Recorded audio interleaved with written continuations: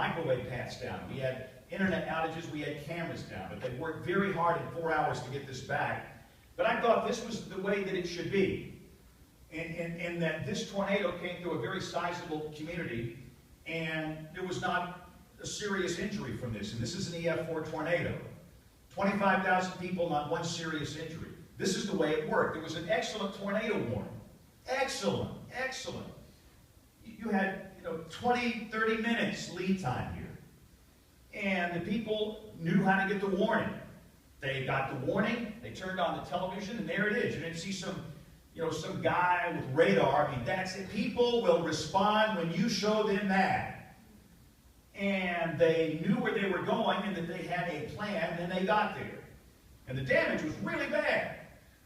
You go through Coleman right after this happened, you won't believe that everybody escaped with their life and there were no serious injuries.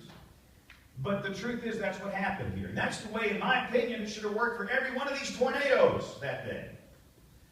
This was hard on me. This is Tuscaloosa, and I'm not going to talk about this radar situation today. We'll talk about that another day. But let me just say this.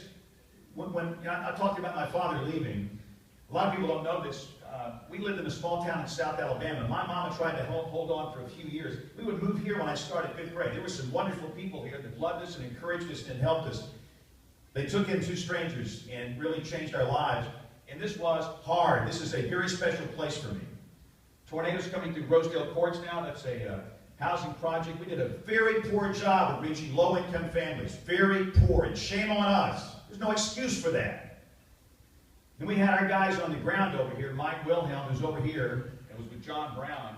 And they had this remarkable view of this thing. This is an EF4. This is odd for those that don't know, and I guess I would assume since we're in Starkville, most people know this is not routine for the southeast. This is an anomaly in that, number one, you can see this tornado. Number two, it's not rain-wrapped, and it's happening during the day. It seems like all this year we've had these horrible things at night where you can't see anything. It is very odd for this to be the situation, but what John and Mike did on the ground that day was tremendous, and I know that it affected them very personally, and trust me, it affected me very personally. And again, I'm not really here today to show a lot of it. You want to see this? Go to YouTube. Right? Everybody in here, you can get your phone or whatever, you can watch this for hours. I don't choose to do that. I don't get hung up in watching a lot of this just because it doesn't accomplish any purpose. This is all I think about when I think about this day. Think about Danielle Downs. Some of you in this room are a senior. April 27, 2011. It was 2 weeks away from graduation. She was a senior at the University of Alabama. Her intention in life was to be a social worker. She had a great career. She was killed in an apartment complex. Miss Minnie Ackland, she was killed when her car was lofted on Interstate 359. Why were people driving during this? A car's a death trap. Are we not communicating that message clearly? Do people not understand? I don't know. Miss Minnie was a precious person. I had lunch yesterday with a guy in Tuscaloosa that knew her very well, and he told stories about her life and how kind and marvelous she was. When you learn about these people, they were precious and they should be with us today. Angel was a 6th grader at Piedmont Middle School. And I bet you nobody in this room knows where that is, and you don't care. But I do. In fact, I spoke to her class about 6 months before this happened. I go to Piedmont Middle School every year. It's a little town north of Anniston. She was a 6th grader. Brother and sister, Haley and Mikey Kreider, went to Concord Elementary School, which is west of Birmingham. Miss Bessie Brewster lived in Pratt City. Everybody said she had a smile that you would never, ever, ever forget. These 2 brothers lived in Cordova, Jonathan and Justin Doss. They are missed greatly. And let me just say this. Cordova, Alabama is basically in the middle of nowhere. It is rural Alabama. Let me just say this. People that live in rural areas are discriminated against in many ways by television stations. In fact, what I'm going to do, I'm going to change this for just a second and show a few others. I wanted to show a situation from last week. We had a little severe weather situation that popped up on Thursday, and that some of this kind of came to light.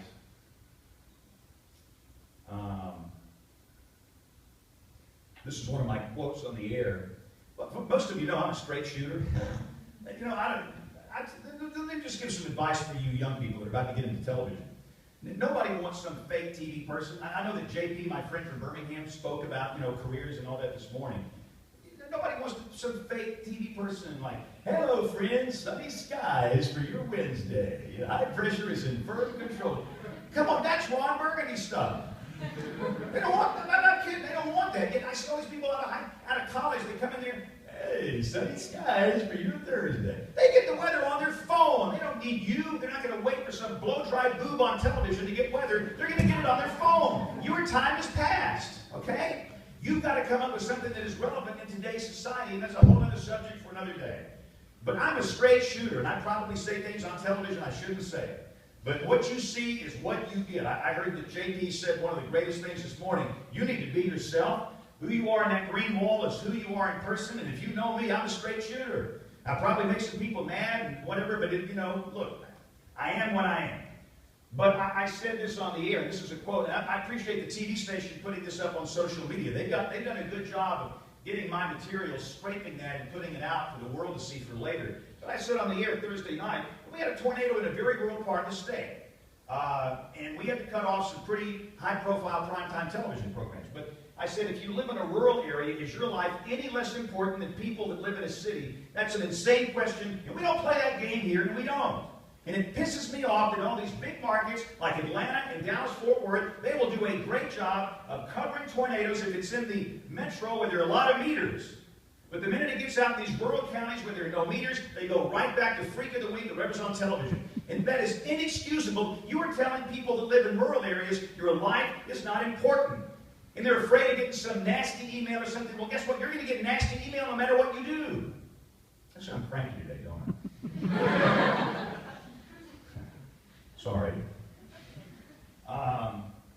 Carrie left behind a newborn child and her husband.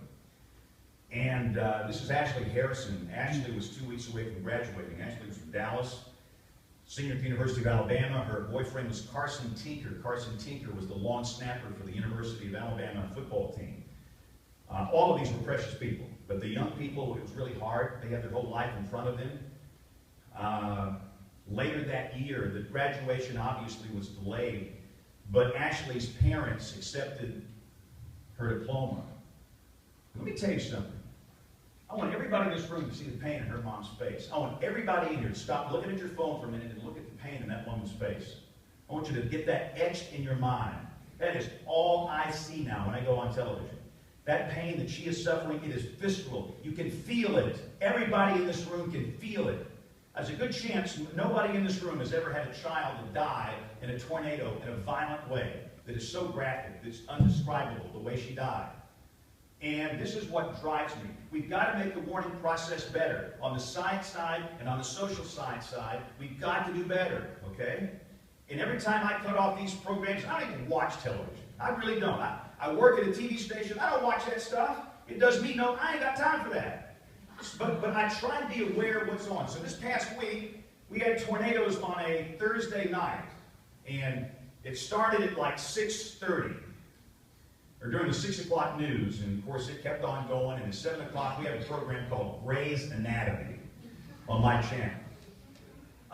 So this is the country. These are your peers, my friends, okay? And they live in my neighborhood, they're my age, and they're your age too. And this is just, I can't show you the nasty ones with the ugly words. Most of them are profanity laced.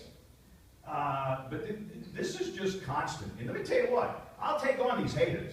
These are haters, trolls, know-it-alls. You know the three categories. I will take them on, and I've gotten good at it. And I try and cut them off. The first thing I said before that 7 o'clock top of the hour thing hit, I know that hate mail is coming, but I dealt with it. But this is where we live today. Who cares about weather? You know? Well, this crappy weather off for graves. I don't care about the dumb tornado. I care about, you know what, TGIT, I don't even know what that means. It's probably something ugly.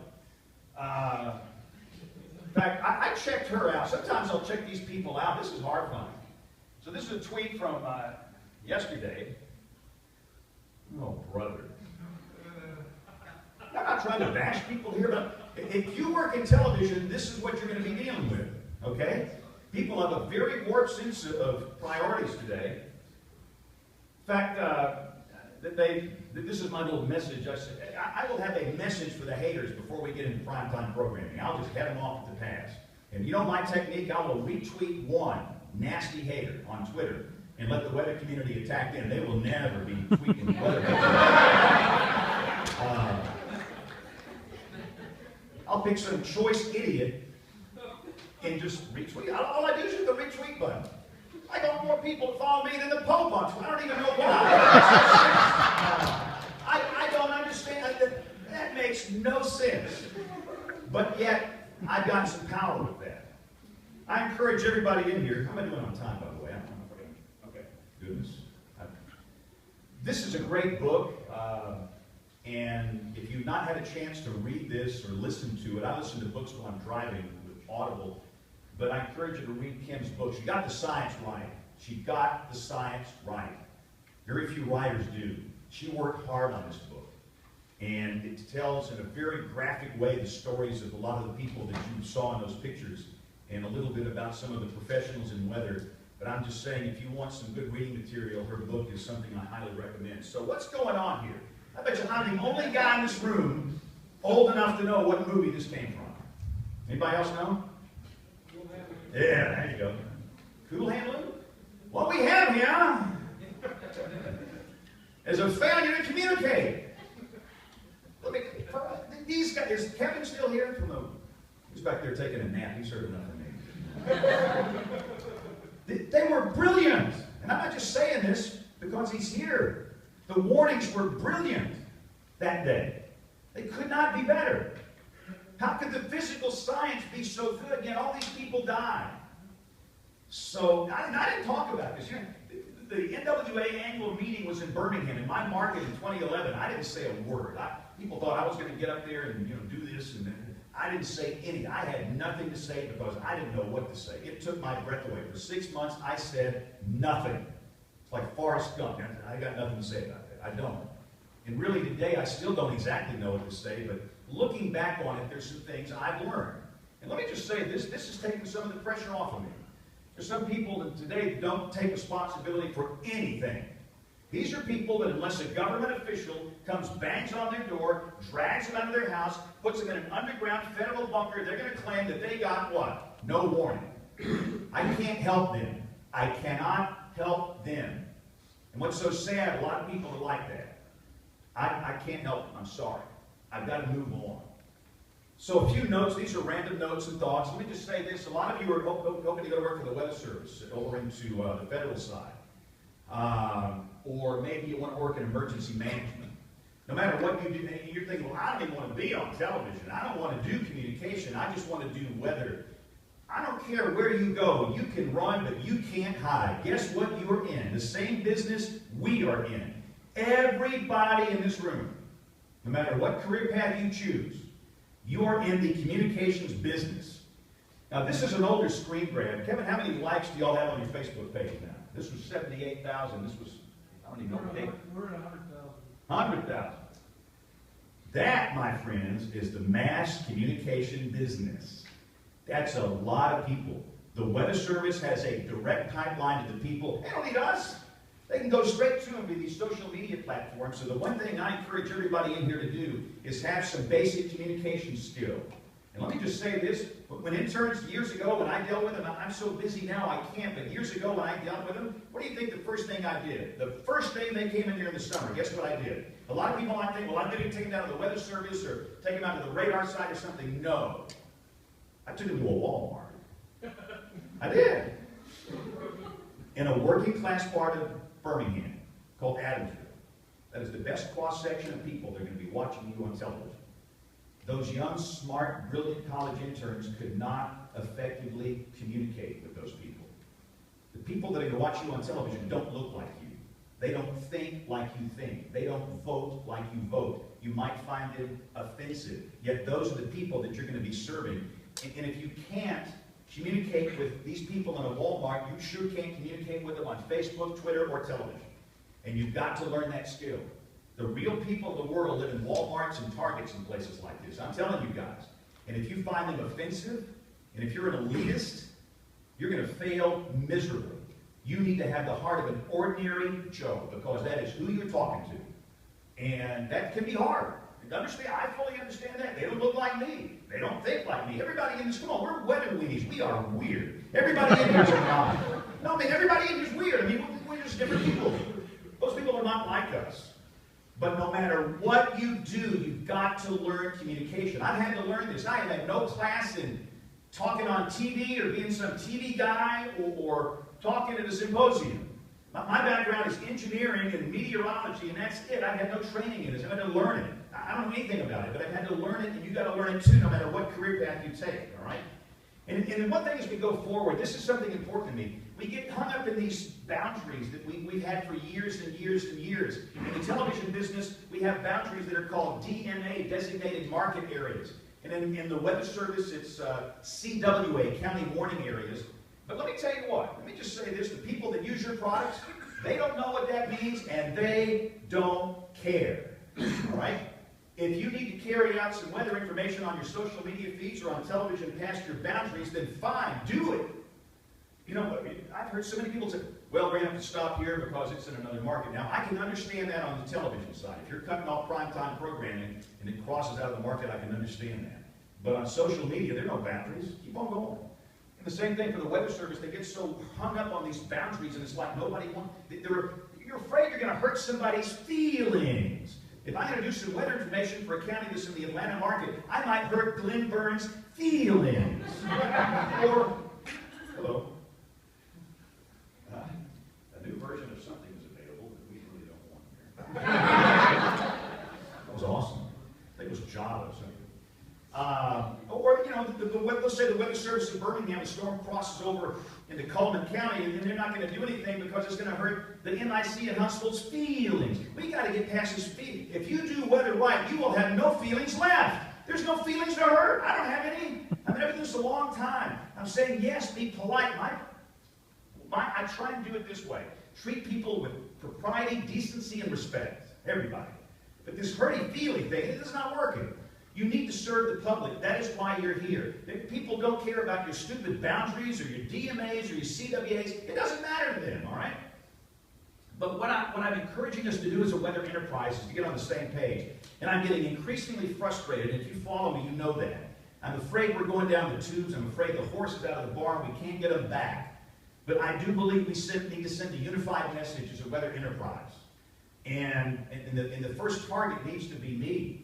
I've got to focus that target on me. Am I doing everything I can? And probably not. And I really, in fact, JP and I were talking out here again about getting on the same page. JP and I, if you take the two of us, we got a big old fat market share in Birmingham. And we reach a whole lot of people. And if we can get on the same page, then boy, that's good on the TV side. But we got to get everybody else in the weather enterprise involved. I'll throw up some examples here. All right. Kevin's about to leave the room. Smoke's coming out of his ears already.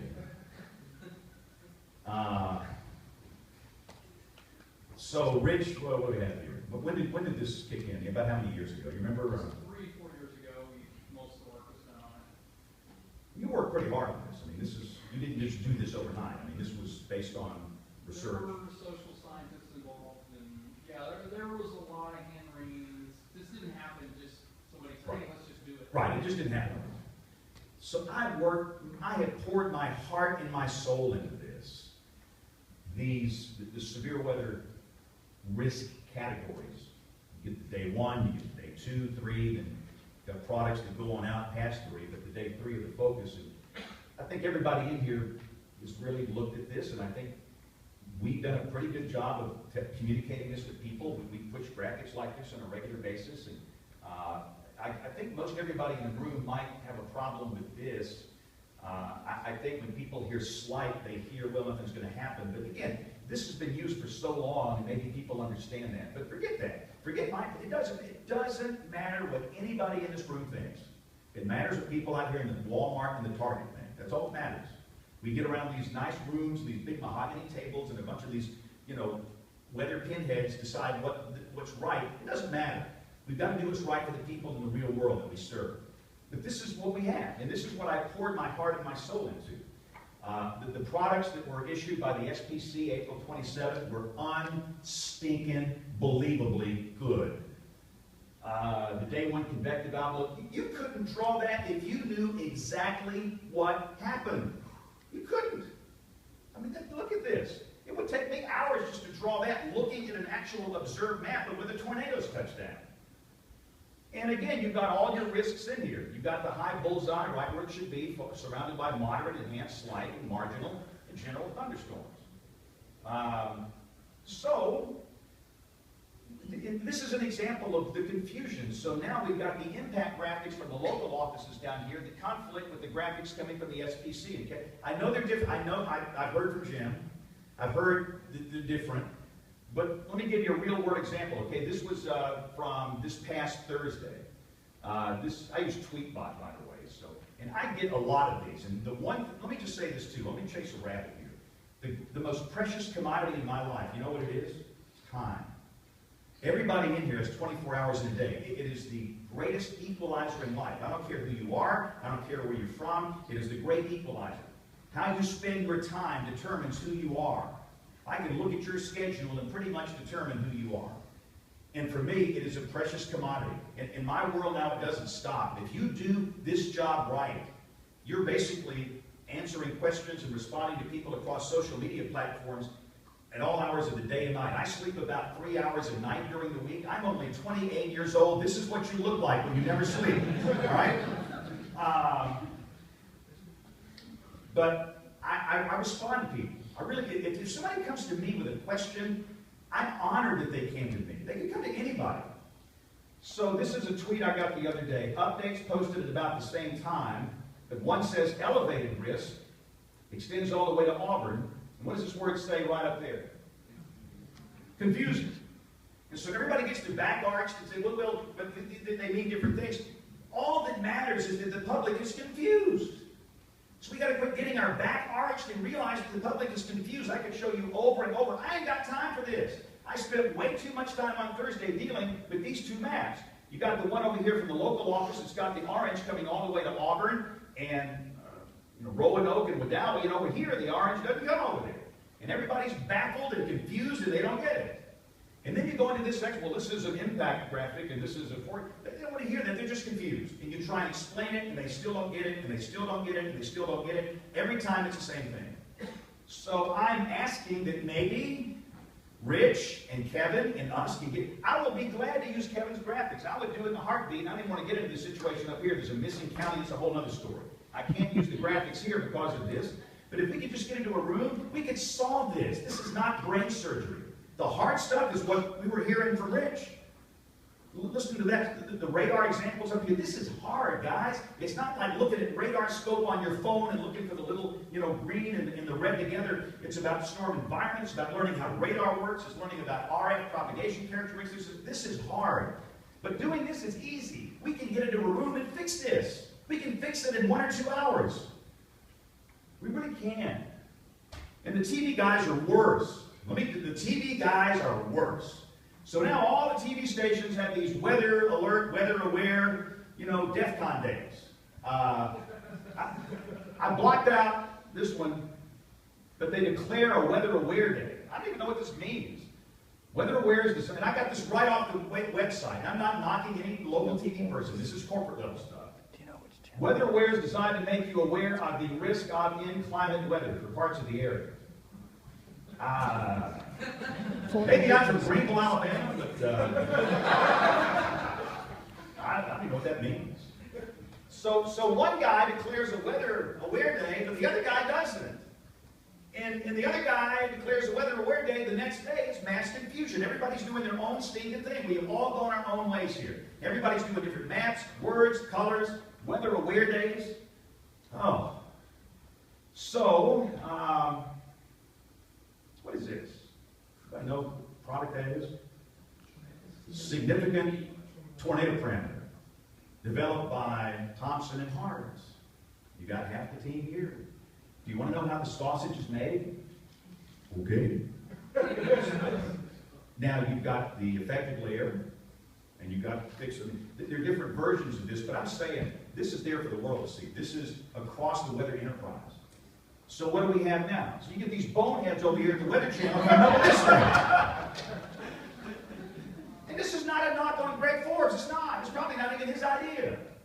So now they got a number. So, you know, now like Thursday, I can't tell you what's the TourCon today. Don't even ask me that. You want to see my head explode? I want to duct tape my head yesterday. I ain't got time for this. Well, what if everyone say, well, there's some merit to this? Okay, so every TV station and the Weather Service and the Weather Channel and AccuWeather, they all have DEFCON numbers. Your number's a 3, his number's a 7, my number's a 6, his number's an 11, that number's a 1. It is mass chaos because we cannot get on the same stinking page. So this was Thursday. Why are y'all laughing? I'm trying to do a serious program. Kevin, I'm making more fun of the TV people than the Weather Service people. Please take note of that. And I don't mind.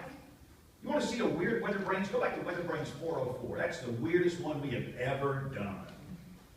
When Mike came on the show, that was bizarre. So I don't even know what this means. I guess he's doing his own DEFCON or TourCon. Is that what that? Anybody know what that is? I don't know what it is. And what is this? I mean, last time I heard we haven't used that in, what, 10 years?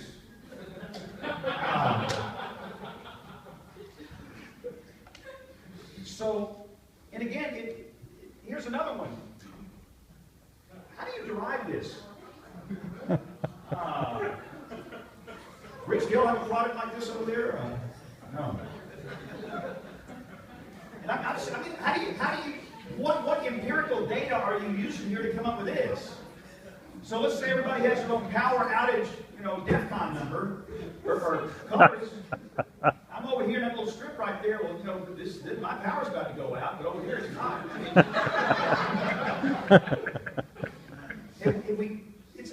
And like Kevin Selly on this Weather Brains, he'll say, well, the horse is out of the barn. You can't fix it. Well, I'm going to die trying. We need to sit down and talk. What we need to do is let's have a meetup. We need to do it in Oklahoma, where you guys are. We need to fly in out there for 2 days.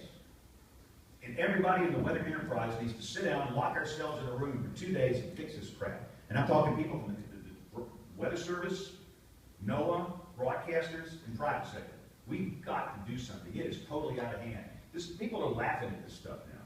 We've got to move on here. It's just like, I go out here, and this is where we are now. And people say, well, there's no confusion. People understand these products. No, they don't. Maybe I'm the only guy here that hangs out in the Walmart and the Target, and out in the real world, but I'm telling you, people don't get this stuff. There is a problem we have here. So what do we do? And by the way, let me just say this. We've got to fix the winter storm mess. And we had a bad situation in my market 2 years ago. My eyes are going to start twitching. This is a whole different ballgame, but I think we need to talk about this too, because all that matters is what?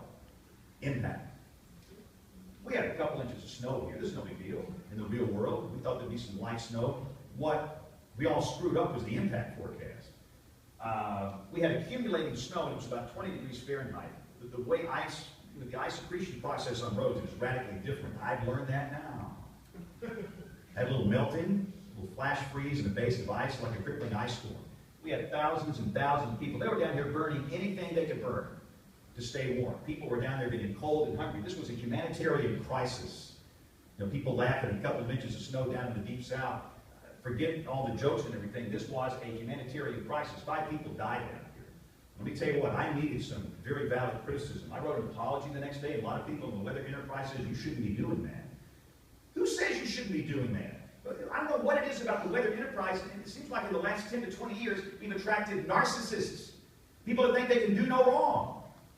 Come on. This will, if you get into this science, it will bring you to your knees.